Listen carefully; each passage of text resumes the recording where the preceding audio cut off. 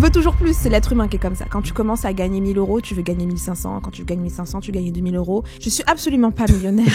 Ne venez pas me kidnapper ou aller casser chez moi, vous allez rien trouver. Faut-il forcément être marié pour se sentir engagé l'un envers l'autre? Dis la vérité, tu trouves que je suis devenu arrogant? Quel conseil tu donnerais à une jeune femme qui est célibataire, qui a entre 25 et 35 ans et qui souhaiterait construire une relation, une dynastie avec un homme? Pourquoi on parle pas de la charge mentale masculine? Salut à tous, je suis Anjolie Vue. Aujourd'hui, on va faire un nouvel épisode de podcast qui est différent de ce qu'on a l'habitude de faire. Je suis avec mon cher et tendre Tidjef. Aujourd'hui, on va pas forcément parler de business, de nos activités, etc. Parce que faut savoir que Tidjef et moi, nous sommes un couple qui débat énormément. Pas forcément sur nos activités, encore une fois, mais surtout, et des fois on est d'accord, et des fois on n'est pas d'accord. Donc, dans ce projet de podcast, aujourd'hui, on va simplement se poser des questions que j'ai préparées et qu'il a préparées de son côté. Et on va se les poser, débattre. On va mettre un petit timer pour pas trop dépasser sur le temps. Et échanger un petit peu nos idées, nos confrontations, nos arguments dans la bonne humeur, bien évidemment. L'objectif n'est pas forcément de laver son linge sale en public. En tout cas, je l'espère. Et j'ai envie de dire, pas plus de présentation que ça. Vous nous connaissez déjà à travers nos réseaux sociaux sur Tidjef sur Instagram et Anjolie Vue. C'est le moment d'y aller et de s'abonner. Et nous, on commence. Comment ça va, mon cher et tendre Ça Tidjef? va, j'espère que tu vas pas me cuisiner aujourd'hui. Hein. On va parler quand même un peu de business on va essayer de mêler un peu les deux. Je dirais que te cuisiner, non, mais bon, on a déjà l'habitude. Savoir que c'est madame qui a eu l'initiative de ce format. Oui. Je m'y prête au jeu. Il faut savoir que... Ah, parce que tu voulais pas? Ça commence. Arrête, t'étais content. Ouais. T'étais content. On a fait une Ouais. vidéo il y a très longtemps sur le canapé en mode à l'arrache. Oui, mais ça parlait un peu business, ça parlait un peu de nos activités. Là, on va parler un petit peu de tout. C'est bien, en fait, comme je disais dans ma précédente vidéo, où je me suis un petit peu fait mon autothérapie.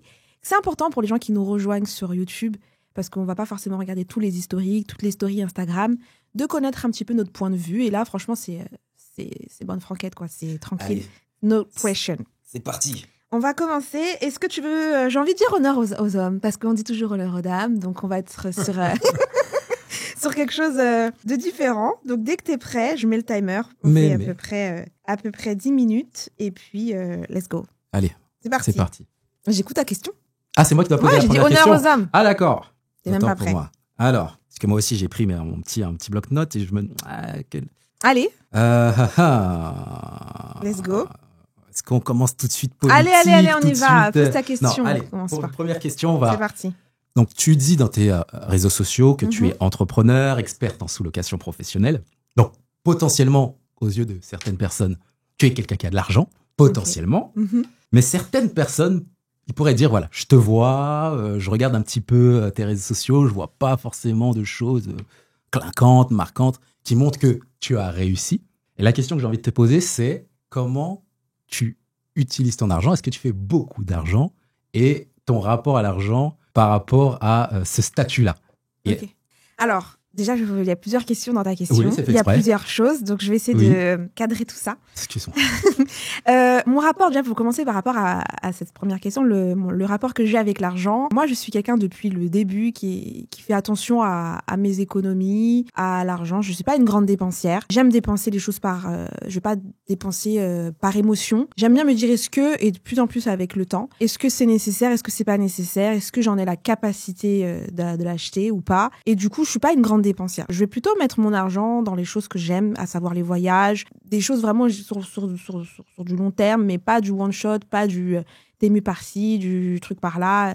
Voilà. Pour moi, c'est un peu de la futilité, c'est un peu de l'argent jeté par la fenêtre, mais je ne juge pas ceux qui le font et j'en connais beaucoup autour de moi qui le font. Maintenant, c'est vrai que, effectivement, par rapport à notre activité, on pourrait se dire que peut-être qu'on gagne des 1000 et des 100 ou peut-être que c'est du bluff. Je vais être tout à fait objective avec toi. Quand on fait cette activité de société, on a une vision qui est complètement différente de quelqu'un qui... En fait, les gens, la première chose qu'ils vont demander, c'est comme quand tu travailles, tu gagnes combien? Et en fait, j'ai compris, parce que le rôle d'entrepreneur, moi, je l'avais pas dans l'ADN. Je l'apprends au fur et à mesure. J'ai pas, y en a que c'est dans leur sang. Moi, j'étais pendant presque 10 ans salarié. Donc, du coup, je fonctionnais en tant que salarié en étant entrepreneur, ce qui n'est pas possible. Donc, du coup, le rapport de l'argent avec ça, il a été différent. Il y a eu un switch. Et pour pas faire ma politicienne, je dirais que tout ce qu'on peut faire en entreprise, c'est réinvesti à chaque fois. Et à chaque fois qu'on va réinvestir sur une nouvelle sous-loc, un nouveau projet, etc., c'est de l'argent qui rentre, qui encaisse et qu'on va réinjecter à chaque fois. Donc, est-ce que je gagne bien ma vie avec ça? On a une bonne trésorerie, on a quelque chose qui nous permet d'être crédible aux yeux d'acteurs très importants, tels que les banques, la comptabilité, etc., et qui permet de nous revendre à côté. Maintenant, je suis pas dans un plafond encore où je peux me dire que je suis entièrement libre de mes faits et gestes, de pas regarder mon compte, etc. Mais du coup, moi, la question que je te pose, c'est que ça fait 6 ans qu'on fait cette activité-là, mais t'es toujours pas dans le clinquant. Moi, ça peut embêter les gens. C'est pas ma personnalité. Ouais. Voilà, c'est pas ma personnalité. Je suis pas quelqu'un... je ne mens pas suffisamment d'argent, peut-être. Peut-être qu'on n'en fait jamais suffisamment. On veut toujours plus, c'est l'être humain qui est comme ça. Quand tu commences à gagner 1 000 euros, tu veux gagner 1 500. Quand tu gagnes 1 500, tu gagnes 2 000 euros. Avec le train de vie qu'on a, on a un train de vie très simple. Très simple, toi et moi. On n'est pas des gens très chichis. On aime vraiment les choses simples, les voyages, comme je disais. C'est vraiment ça qui nous anime beaucoup. Les expériences gastronomiques aussi. Mais on n'est pas les dépensiers vêtements, sacs de luxe. Oui, on va avoir... j'aime bien les sacs, j'aime bien les belles choses. Mais par rapport au train de vie qu'on a, c'est suffisant. Ouais, c'est ça qu'il faut dire aux gens, c'est que nous, personnellement, et on s'entend bien sur ça, parce que le but aussi de la vidéo, c'est de montrer un petit peu ces éléments-là, c'est que c'est important d'aller dans la même direction et d'être compatible. Tout à fait. Très rapidement, on a vu qu'on avait à peu près le même objectif de vie, qu'on vivait de la même manière, cigale, fourmi, investissement ou pas, dépenser tout de suite maintenant, plaisir différé, plaisir immédiat, on est cohérent sur ça. Sur ça, oui, clairement. Et ça, c'est super important lorsque on veut construire quelque chose avec une personne, partenaire, conjoint, c'est que sur ces éléments-là, ça aille dans la bonne direction. Tout à fait. Donc, c'est super important de le souligner. Et donc, du coup, si je comprends bien, tu n'es pas millionnaire. Je suis absolument pas millionnaire. Ne venez pas me kidnapper ou aller casser chez moi, vous allez rien trouver parce que pareil, c'est très sobre. Encore une fois, l'argent, moi, c'est vraiment dans les expériences que j'aime le dépenser. D'ailleurs, quand même on se fait des anniversaires ensemble, c'est souvent des expériences qu'on aime faire, culinaires, gastronomiques. Et bon, là, on voyage un petit peu moins, mais ça va reprendre bientôt. C'est plutôt ça qui m'attire. Je vais même dire quelque chose qui va peut-être étonner. Je préfère même une petite maison qui mange pas de pain, mais voilà, on va l'agencer comme on aime, etc. Mais que quelque chose d'extravagant pour montrer, même une voiture extravagante pour montrer que, franchement, je roule en Opel, une petite Opel Corsa, ça me va parfaitement. Elle m'emmène d'un point A à un point B. J'ai pas besoin de grand luxe, en fait. Parce que, on est content au bout d'un moment, et puis après... On s'habitue très vite. On s'habitue, et puis voilà. C'est comme pour tout, on va avoir des super belles lunettes, et puis à un moment donné, on va les casser, on va les péter, et ça servira strictement à rien. Donc, moi, je suis pas dans le m'as-tu vu, je suis plus dans la simplicité. C'est ma personnalité, même si je suis des fois un petit peu extravertie, voilà. Mais dans ces choses-là, je suis plutôt simple. Donc en vrai, ce qu'on a nous suffit largement. Voilà. Okay, je pense on est d'accord sur ça? Ok. Alors maintenant, ça va être mon tour. Alors allez, j'y vais direct, on passe du coq à l'âne. Faut-il forcément être marié pour se sentir engagé l'un envers l'autre? Parce que ça revient beaucoup, cette question, je l'avoue. Et d'ailleurs, j'ai fait un post sur Instagram où j'ai mis engagé, toi et moi, et tout le monde a cru qu'on allait se marier. Est-ce que pour toi, il faut forcément être marié pour être engagé? Tu connais ma réponse, puisqu'on a ces sujets-là forcément. Ah ouais, mais bon, les gens, ils ne sont pas au courant. Évidemment que non. Évidemment que non. Pourquoi? En fait, les gens, parfois, pensent que une fois que tu passes cette étape-là, toutes les bénédictions vont arriver. Mais ça ne fonctionne pas du tout comme ça. Et tu as parlé d'engagement, j'ai bien entendu ton terme. Je vais te soumettre 2 profils. Et les gens pourront nous dire lequel est le plus engageant. Tu prends 2 couples. Okay, le premier couple, 35 ans. Je précise que les 2 couples que je vais dépeindre, ce n'est pas forcément notre situation. Et je vise personne. Mais c'est que pour les gens puissent s'imaginer. Premier couple, 35 ans. Okay, ils sont ensemble depuis 4 ans, mariés depuis 2 ans. Ils vivent ensemble. Ils n'ont pas de patrimoine, que ce soit individuellement ou en communauté. Et ils n'ont pas d'enfants. Okay, et pour le mariage, à côté, ils n'ont pas fait de testament. Premier cas. Deuxième cas, le couple a le même âge, 35 ans. Ça fait 12 ans qu'ils sont ensemble, 3 ans qu'ils sont pacsés, par exemple. Ils ont du patrimoine personnel, individuel et en commun. Peut-être des entreprises. Ils ont 3 enfants. Ils ont fait un testament croisé. Le pacte, c'est un engagement. J'ai pas fini. Ok, sorry. Lequel des 2 couples est le plus engagé, le plus solide? Sur papier. Le deuxième. Et pourtant, ils ne sont pas mariés. Ils sont pacsés. Mais ils ne sont pas mariés. Toi, tu as parlé de mariage. Oui. Comme bon élève, hein, tu parlais de mariage, tu n'as pas parlé de gens pacsés. Tout à fait. Pourtant, les gens disent que l'engagement ultime, c'est le mariage. C'est un engagement, effectivement, qui est fort.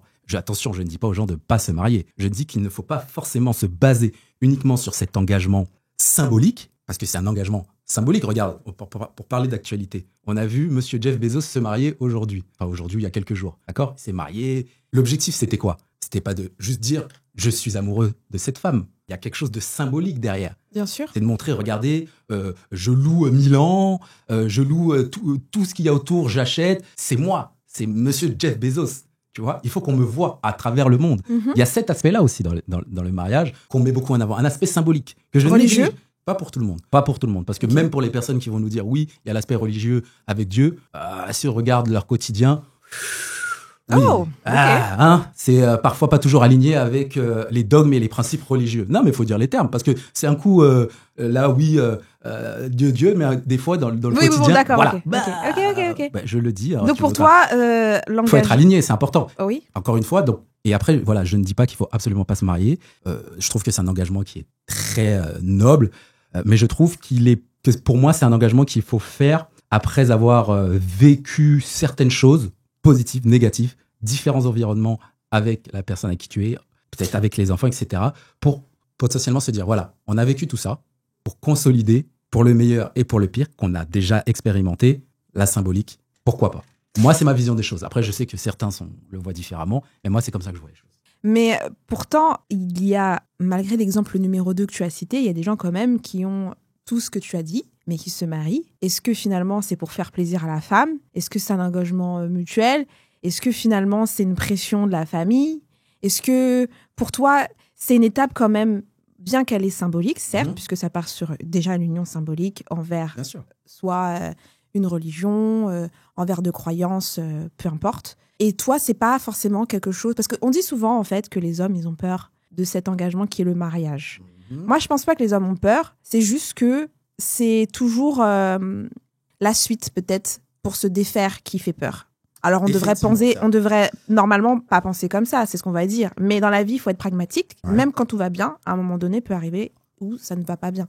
Et nous, les femmes, on pense aussi pragmatique, mais en vrai, ça, on se dit, il y a des solutions, donc on n'a pas peur. Et c'est là qu'on va dire que les hommes ont peur, mais ils n'ont pas peur. C'est peut-être qu'ils sont méfiants.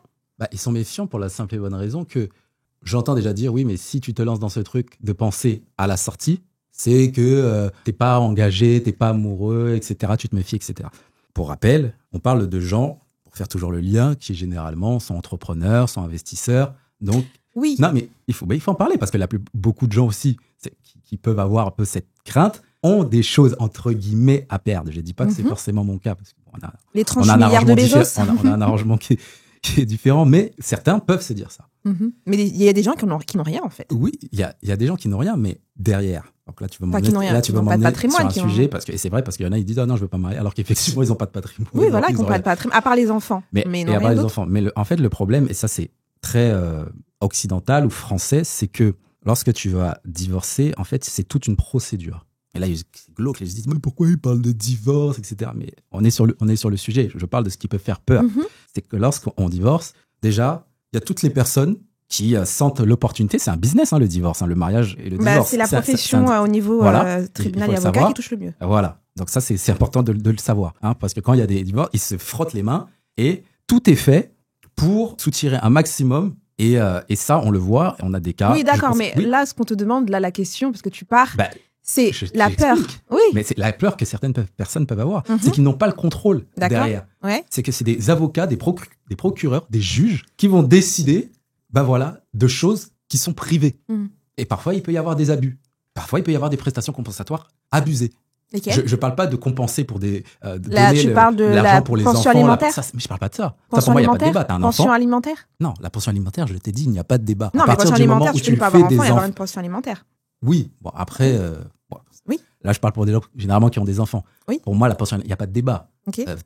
T'as été avec une personne, vous avez vécu des choses, vous avez créé un enfant, voilà, Dieu vous a donné cette grâce-là. Il faut effectivement que tu participes pour... Donc, qu'est-ce qui fait peur alors ? C'est que derrière, on te demande autre chose. Laquelle ? Parfois, on peut te dire, voilà, la maison où tu es, tu sors. Tu sors. Alors que potentiellement, peut-être que c'est toi qui as mis le plus, qui a fait en sorte que la maison soit là. Voilà, ces détails-là, on ne prend pas en compte. Il y a des prestations compensatoires qu'on peut demander. Des fois, ça peut être sous forme de rente, et parfois, ça peut être des grosses sommes qu'on demande d'un coup pour compenser le train de vie que tu avais avec ta femme, ton ex-femme. C'est ça qui peut faire peur aux personnes. Et il y en a qui se disent, moi, je préfère organiser, parce qu'il faut organiser, je ne suis pas en train de promouvoir forcément le concubinage, il faut organiser d'une certaine manière où, avec ma partenaire, ma conjointe, mon conjoint, on a fait les choses proprement, via notaire. Il y a plein de choses qu'on peut mettre en place, certaines choses dont j'ai parlé un petit peu avant, et qui protègent, qui sécurisent. Mais si... Non, mais les gens veulent faire la mola. Ils veulent faire la fête, ils veulent tout l'aspect... Là, tu en viens sur un autre sujet. Oui, mais souvent, ça vient aussi de ça. Ça vient aussi... parce qu'en vrai de vrai, les gens, ils s'en fichent après des intérêts, à part ta famille proche et encore. Mais là où les gens veulent te voir marier, c'est parce que c'est la fête. Ah, d'accord.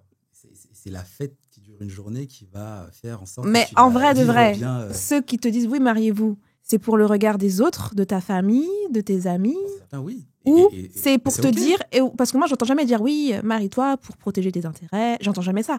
Généralement, quand t'entends, c'est oui, il faut se marier, il faut inviter Mais un c'est tel même et pas tel. forcément un protéger tel et- tes intérêts, c'est protéger les intérêts des enfants. Des enfants. Oui, mais là, entre nous, quand on voit souvent, ouais, il faut se marier parce qu'il faut inviter un tel, mais on entend rarement dire, est-ce que vous vous mariez pour vous protéger ou pour protéger vos descendances? À la base, c'est Non, ça. mais est-ce que c'est vrai? Moi, je l'entends pas beaucoup. Voilà. Et souvent on dit pourquoi vous vous mariez pas, c'est pourquoi? Alors que je suis la première à vouloir me marier, hein, à faire. Ah bon c'est pas ce que tu dis. En fait, si. Moi, je suis pas dans l'attente de Mhm. mariage parce que voilà, j'ai des confessions qui font que oui, je veux me marier pour la. Ah, c'est fini. Bon, Pour la Top. symbolique. voilà, la suite en commentaire. Ah voilà. Ça. Plutôt Là. en jolie vue, plutôt petit jet, tu nous Je diras en vais pas finir commentaire. l'entrée, mais qu'on ce a qu'il en dit, est, mais c'est intéressant. on a dit 10 minutes, donc on continue. Donc c'est à toi de me poser Bon, une allez, question. c'est parti. Ça a commencé fort. C'est bien, Du coup, comme ça, ça posera un Alors, autre débat. Vous on nous a- direz si vous voulez qu'on continue sur le sujet en commentaire ou en post. Allez, on a fait un petit sujet un peu Allez, populaire. let's Je vais go. faire un sujet un peu plus précis, un peu plus... C'est parti. voilà. Donc aujourd'hui, moi, je vois une vague de propriétaires qui en ont marre Mhm. de l'immobilier en France, pour tout un tas de choses. Hein. Le DPE, les hausses des taxes, j'en parle souvent des fois en story, des charges, etc. Et l'électricité, les lois sur les squats, les impayés, etc. Est-ce que c'est pas une opportunité pour nous qui sommes sous-loueurs professionnels d'aller dans cette brèche-là, justement? Pour les personnes qui nous écoutent et qui se disent « Ouh là là, voilà, la location courte durée en ce moment, c'est chaud. Mhm. » Est-ce que pour nous, les sous-loueurs, justement, il faut aller dans cette brèche où les propriétaires ont peur pour tous ces éléments-là et tirer son épingle du jeu dans la sous-location professionnelle? Qu'est-ce que tu en penses? Il faut aller là où il y a des opportunités. Et en fait, les propriétaires ne vont pas tous attendre d'avoir peur pour attendre que quelqu'un vienne sous-louer leurs biens, etc., etc. Mhm. Donc si à chaque fois on fait en fonction d'eux, on fait pas. Voilà, c'est ce que tu m'as appris, c'est ce que j'ai vu, c'est Bien ce que sûr. j'ai appris aussi par moi-même. Donc oui, il y a une brèche, mais comme un propriétaire pourra dire, moi, ça ne m'intéresse pas de louer à une société parce que je suis bien placé, je veux toujours louer, etc., etc. Et puis, l'État peut du jour au lendemain dire mettre des bâtons dans les roues pour les sous-loueurs. Enfin, il y aura toujours un mais ou une opportunité, quelque chose comme ça. Mais vraiment, pour les personnes qui se disent « Avec tout ça, moi, je veux pas y aller », est-ce que c'est pas... Pourquoi ils veulent pas y aller, en fait? Parce qu'ils ont peur du non? Non, peur des lois qu'ils sont en train de mettre en place, des restrictions, etc.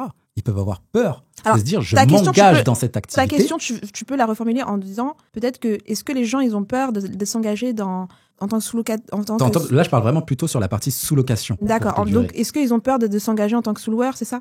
Oui, Mais justement, c'est ça qui est merveilleux avec l'activité de sous-location professionnelle, c'est parce que si effectivement une loi apparaissait, que je ne pense pas là tout de suite, parce que franchement, ce serait atteindre aussi certaines libertés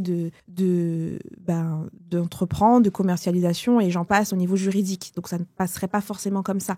Ça voudrait dire que beaucoup de secteurs qui font de la sous-location et pas forcément dans cette activité-là en partiront aussi à un moment donné.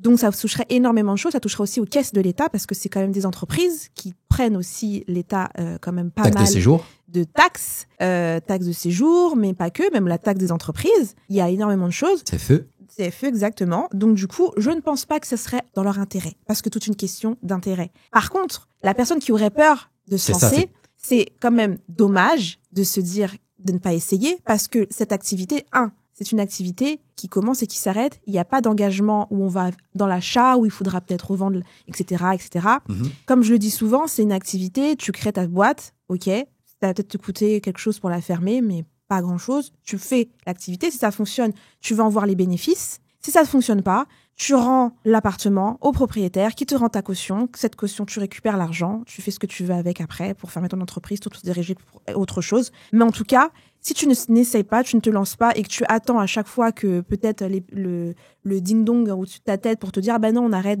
tu feras jamais rien et tu n'entreprendras jamais rien en fait. Donc pour moi, c'est une activité où moi-même je suis quelqu'un qui a peur et qui aime dormir sur ses deux oreilles, et c'est vrai que je me dis que la souplesse c'est quoi? C'est que du jour au lendemain ça fonctionne pas, et on a déjà eu même des appartements qu'on a rendus, des logements qu'on a rendus pour X ou Y raison. Enfin, ça reste rare quand même. Très rare, on a rendu 2 en vrai.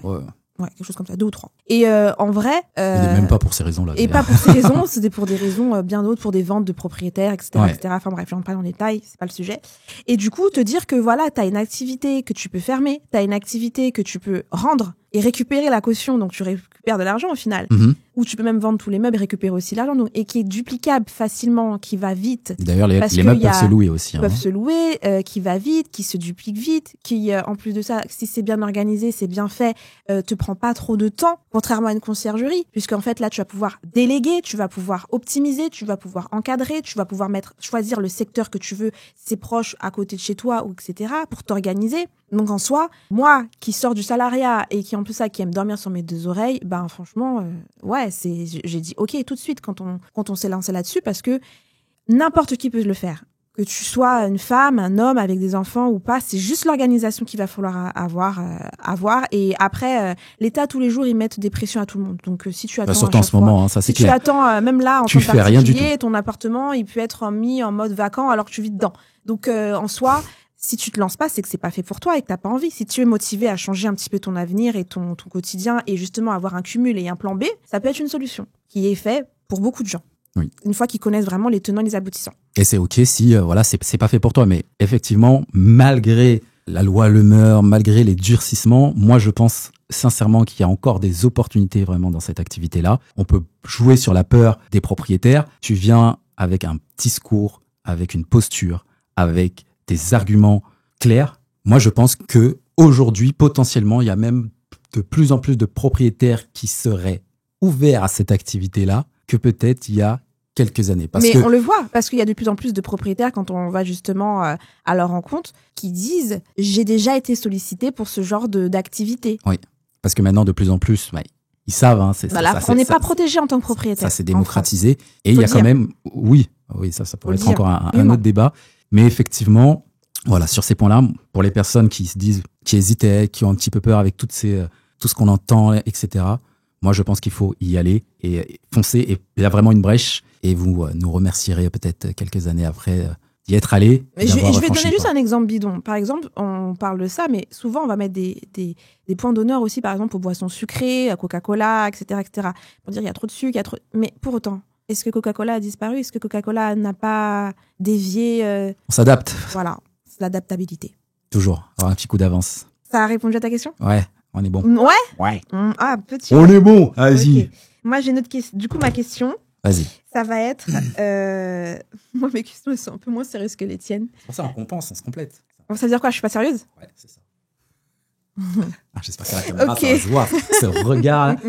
D'accord, si tu le dis, merci. Mais non, c'est pour ça qu'on est là aujourd'hui. On a bien senti on a dit qu'on l'avait pas sur l'agence. On a bien senti que t'étais bien sérieuse. On a dit qu'on l'avait pas sur l'agence. Mais vas-y, on y va. C'était fluide. Ça tombe bien, j'ai une question. Vas-y. Voilà. Est-ce que le fait d'avoir des business, des investissements, des choses qui fonctionnent, ça ne monte pas un peu à la tête et à en devenir peut-être un tantinet ou un petit peu arrogant dans sa manière d'être?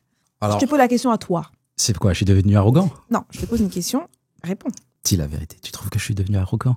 Moi, je pense pas que je suis devenu arrogant, mais je pense que des fois, la confiance en soi...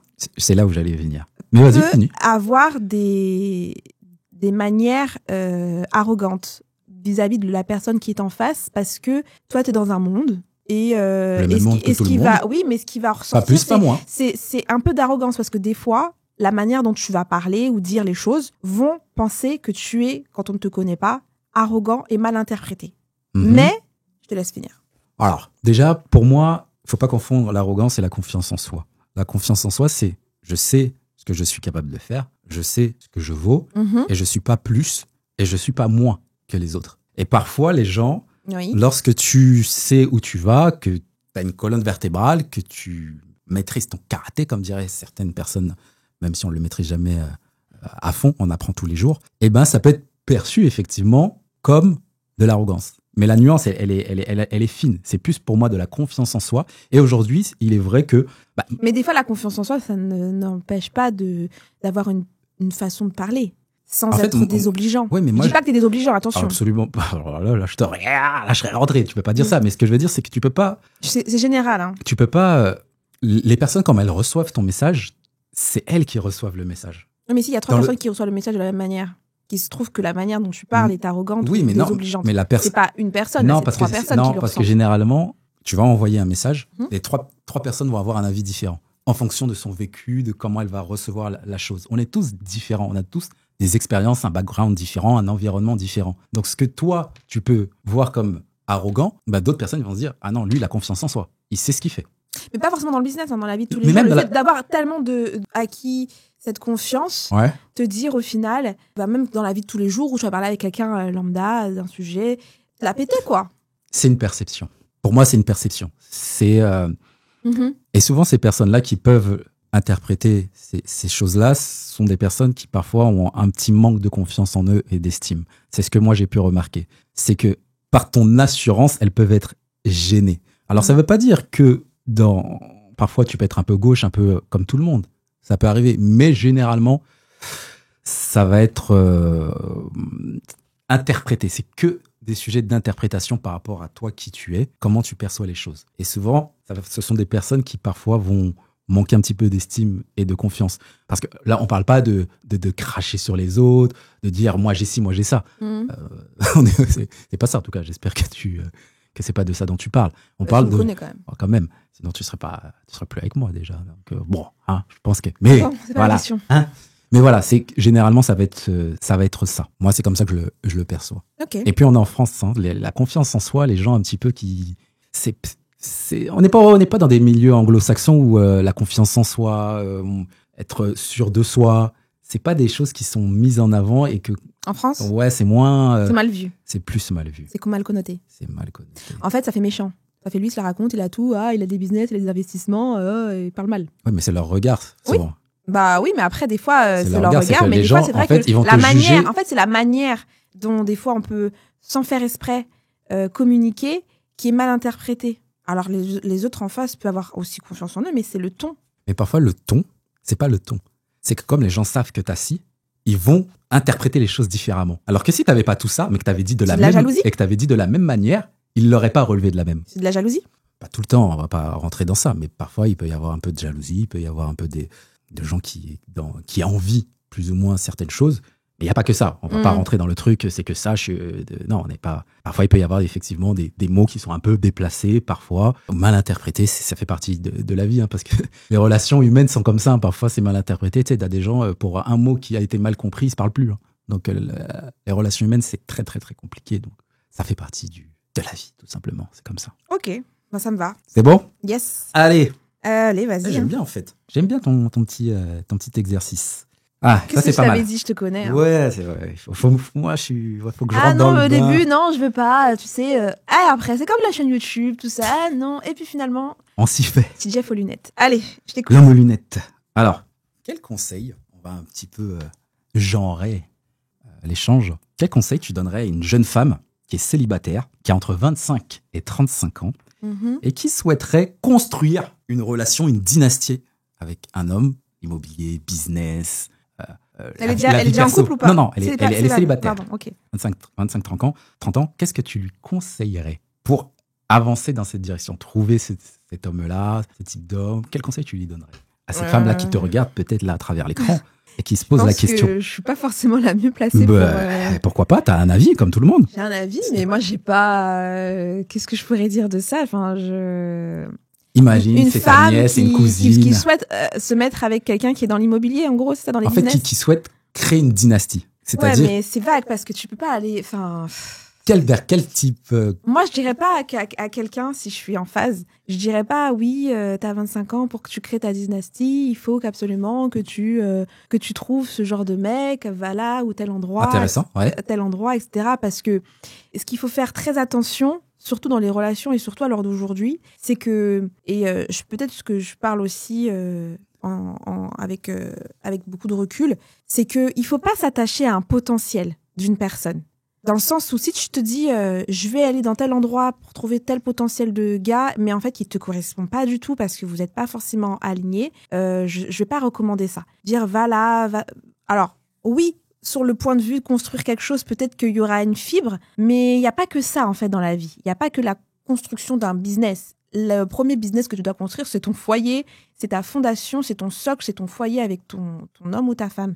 Donc j'ai pas forcément les atouts pour conseiller quelqu'un de 25-30 ans, mais je lui dirais pas va à tel endroit pour trouver telle personne parce que tu vas la trouver. C'est des conseils qu'on peut donner. Effectivement, tu vas trouver une personne qui va être dans les mêmes aspirations business que toi, mais tu cherches quelqu'un, un associé que sur le business ou un associé de vie. Et en fait, pour moi, l'importance, c'est que il faut que les deux s'entendent sur la vision de vie, que ce soit professionnelle, mais aussi personnelle. Parce que tu peux très bien toi faire tes investissements, ton conjoint ou ta conjointe est OK avec ça. Il va peut-être être là, te soutenir, financer avec toi, participer, mais c'est pas son truc. Mais pour autant, il y a un truc en vous qui fait que vous vous accordez sur tous les autres violons, sur tous les autres cordes du violon, en fait. Donc, je vais pas dire à quelqu'un pour que tu aies c'est pas un business plan, l'amour, c'est éphémère, en fait. Mais maintenant, si tu veux absolument trouver quelqu'un dans ce truc-là, oui, tu vas en trouver. Mais est-ce que cette personne-là, au final, va te correspondre sur tous les autres points? Je ne sais pas. Si je prends un exemple concret avec toi et moi, on s'est rencontrés, avant de parler de business, etc., on a vu si on avait des atomes crochus, évidemment, point de vue perso et vie commune, etc. Et comme on s'entendait bien et on avait la même vision, le même chemin qu'on souhaitait avoir, ça a complété et ça a fortifié encore plus. Et des fois, cette fortification, elle se fait au fur et à mesure. On peut pas savoir, c'est du cas par cas avec la personne que tu vas rencontrer. Donc, le conseil que je donnerais à une personne de 25-35 ans, c'est déjà, elle, savoir ce qu'elle veut et de ne pas s'attacher à un potentiel avant de s'attacher à l'humain réel. Voilà. Ok. Très bonne... Parce que le potentiel, ça se fane à un moment donné. Très bonne allocution, mais je suis on n'est pas amoureux d'un potentiel. On ne construit pas une vie avec un potentiel parce qu'on le surestime. Oui, tu as raison. Oula, tu te fous de moi là. Non, belle allocution, mais il faut quand même que je dise... Ah, t'as toujours ton mot à dire, c'est pas ma question, c'est pas mon moment. Non, il faut que je te challenge un petit peu. C'est que tu sais autant que moi qu'il y a parfois certaines femmes qui se plaignent de prendre le lead dans leur relation. Et ça nous est arrivé. Moi, depuis que j'ai commencé l'immobilier en 2016-17, tu te rappelles, à l'époque, je faisais beaucoup d'événements, des séminaires, je rencontrais des gens. Et je recevais ce type de questions de gens qui se disent « Oui, mais moi, mon conjoint, il veut pas faire ça, il veut pas aller dans ci, il veut pas aller dans ça, ça me bloque. » Et même encore aujourd'hui, des fois, dans des calls que je peux avoir, des femmes me disent ça. Mais elles sont déjà en couple depuis longtemps. Oui. D'accord, donc l'idée a germé après. D'accord. Alors, pour certaines, non. Pour certaines, c'était déjà comme ça. Mais justement, elles avaient fait comme toi, c'est-à-dire qu'il y avait à l'époque des atomes crochus, elles se sont concentrées sur ça, et elles faisaient un peu leur business de leur côté, leur activité, mais au bout d'un moment, c'est tellement plus fort qu'elles, où elles se disent, voilà, je suis dans mon couple, et j'ai envie de passer certaines étapes, j'ai envie qu'on évolue aussi sur ces aspects-là, que tu sens que ça les peine. Et potentiellement, c'est pour ça que je te pose la question, pour peut-être anticiper les plus jeunes. Mais la question, elle est simple, on ne pourra jamais savoir ce qui s'est passé dans le couple, déjà. Est-ce que ils en ont discuté? Ils vont te dire oui, mais on ne sait pas si c'est vrai ou pas. Parce qu'en fait, moi, je dis que dans un couple, je ne suis pas experte, mais il y a des sujets qu'on évite pour que ça se passe bien. Voilà. Je pense qu'à un moment donné, on se ferme à ne pas avoir la réponse. Les sujets qui font mal. Des sujets qui font mal. Ou on sait que potentiellement, on va avoir des divergences. Des divergences, ou simplement... On fait semblant. Ou simplement qu'on ne veut pas poser la question parce qu'à ce moment-là, on dit on est dans une lune de miel, on dit on verra plus tard. Et en fait, on évite pour justement avoir certains acquis de la relation et se dire on verra plus tard. Mais je pense que si on est en phase et si on est encore une fois sincère avec soi-même et avec l'autre, on doit mettre sur table toutes les questions fâcheuses. Dès le départ. Tout à l'heure, on parlait de mariage. Directement, le premier sujet que tu as mis sur la table. Pas le premier. Contrat de mariage. T'abuses. Contrat de mariage. Non. Mais ça a été, je me rappelle, c'était au McDonald's. C'était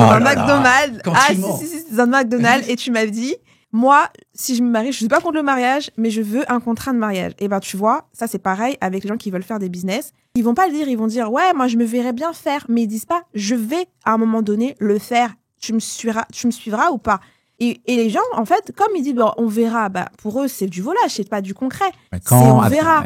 Mais en fait, la les relation gens qui avance, ces posent sujets pas arrivent. Clairement, les choses. Toi, tu m'as dit dès le départ, je me rappelle, moi, je veux faire ça et ça. Je t'ai dit, let's go. Moi, j'ai dit, OK. Moi, je t'ai dit que j'étais plutôt de cette personnalité-là, j'étais plutôt comme ça. Tu as follow, tu as pas follow. Tu es là. Donc, on a mis les choses quatre sur table. Et en fait, plus on avance dans la relation, plus il y a des nouvelles étapes. Bien sûr. Et soit, ça suit, soit ça suit pas. Et c'est pas un problème si ça suit pas, mais ça ne gêne pas. Mais ça devient un problème si ça suit pas et ça gêne. Et là, on rentre dans une contrariété avec des frustrations qui amènent justement à des séparations ou des séparations à l'amiable, ce que j'appelle coloc, comme dirait Maëva. On reste ensemble. Qu'on salue. Voilà, qu'on salue. On reste ensemble parce que, voilà, on sait, il faut payer les choses. Dernière phrase, en conclusion. Madame de 25-30 ans, si tu es célibataire, en une phrase, conseil de Enjoli Vu. Ne t'attache pas au potentiel que tu vois. Il faut vraiment partir sur des fondations solides et mettre carte sur table. Très bien. Et t'es d'accord ou pas?